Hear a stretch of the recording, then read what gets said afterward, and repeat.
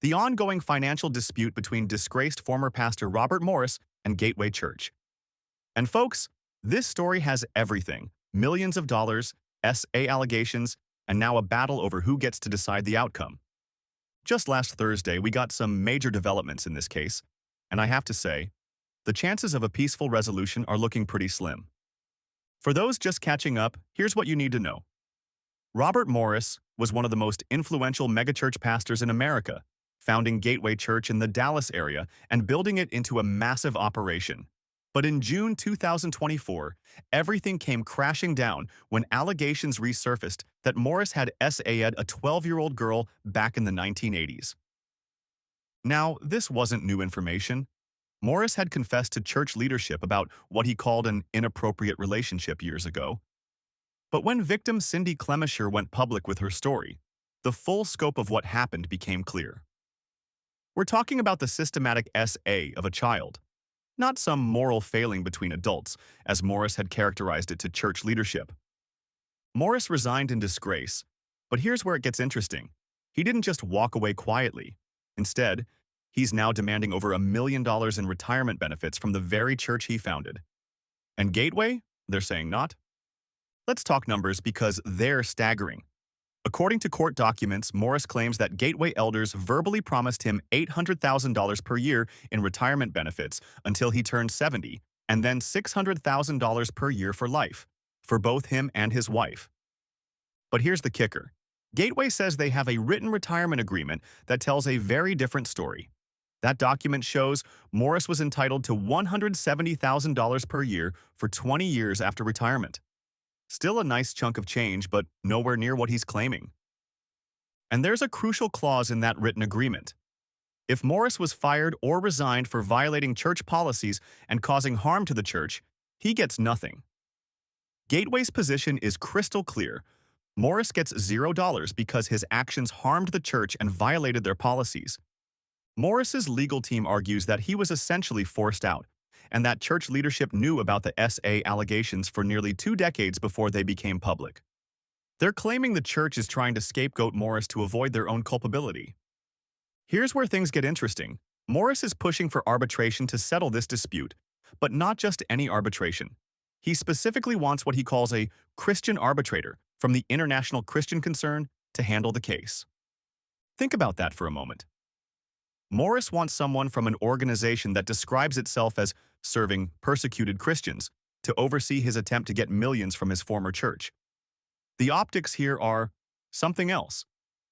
Gateway, on the other hand, wants either an American Arbitration Association specialist or a district judge. You know, actual neutral legal professionals. They've also made it clear they prefer this entire matter be handled in open court where the public can see what's happening. Gateway's attorney, Ronald Breaux, didn't mince words, calling Morris's demands outrageous monetary demands. He emphasized that Gateway believes this newsworthy case should play out in full public view, not behind closed doors in private arbitration. The tension in the courtroom last Thursday was palpable. Morris's attorney, William Matea, was asked about the prospects of the two sides agreeing on an arbitrator within the court-ordered 30-day timeline. His response? There wasn't a snowball's chance in heck they would reach an agreement. Let that sink in. Morris's attorney is essentially admitting they're at an impasse before they've even started trying to find common ground. The judge granted both parties 30 more days to find an arbitrator they can both agree on, but given what we heard in court, that seems increasingly unlikely. Morris agreed to the extension, but the writing seems to be on the wall. This is heading toward a protracted legal battle. Interestingly, Matea told reporters afterward that he was heartened by the hearing because he felt the judge seemed motivated to facilitate a Christian arbitration process. But wanting something and achieving it are two very different things. We can't discuss this financial dispute without acknowledging the elephant in the room. Morris is also facing serious criminal charges in Oklahoma. He's been indicted on 5 counts of SA, each carrying up to 20 years in prison. Morris has pleaded not guilty to all charges, and his preliminary hearing was scheduled for September 4th.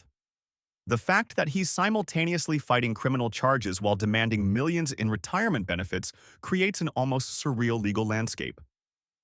This isn't just about money. It's about accountability, justice, and how religious institutions handle abuse allegations. Gateway is trying to distance itself from Morris and his actions, while Morris seems to be positioning himself as the wronged party who deserves compensation.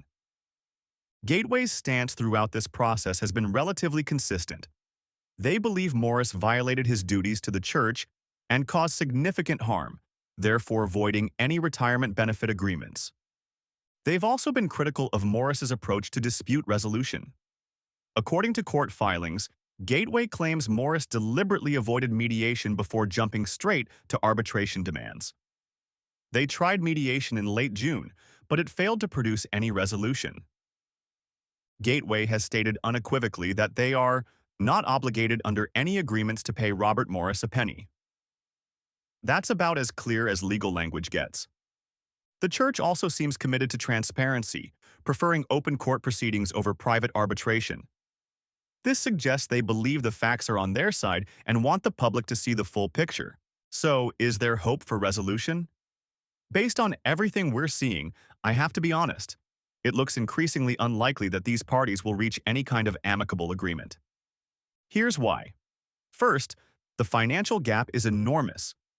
We're talking about the difference between over $1 million annually and $0. That's not a gap you bridge with minor concessions. Second, the fundamental disagreement about what Morris deserves creates an almost impossible negotiating environment. Morris sees himself as entitled to these benefits, regardless of the circumstances of his departure. Gateway sees him as someone who forfeited any claim to benefits through his actions.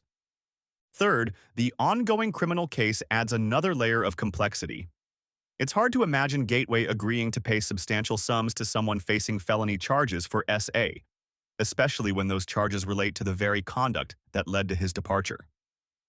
The arbitrator selection battle also reveals how far apart these parties are. Morris wants someone from a Christian advocacy organization, while Gateway wants neutral legal professionals. They can't even agree on who should decide their disagreement. This case raises some important questions about accountability in religious institutions. When a pastor causes significant harm to their church and community, what obligations does that church have to honor previous agreements? It also highlights the challenge of handling SA allegations within religious contexts. Morris disclosed some version of events to church leadership years ago, but the full scope only became public when the victim herself spoke out. That raises questions about how these situations are handled internally versus externally. The demand for a Christian arbitrator also raises eyebrows.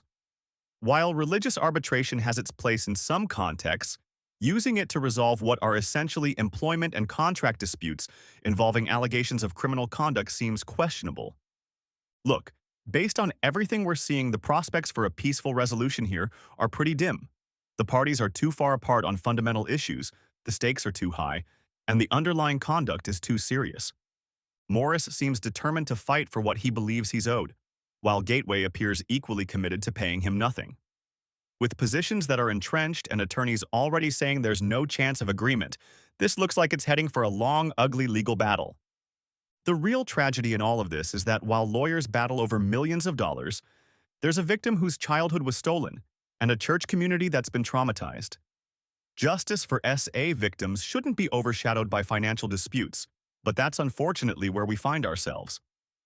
What do you think? Should Morris get any retirement benefits given the circumstances? Should Gateway have handled this differently from the beginning? Let me know in the comments below, and don't forget to subscribe for more coverage of this developing story. Thanks for watching, and I'll see you in the next one.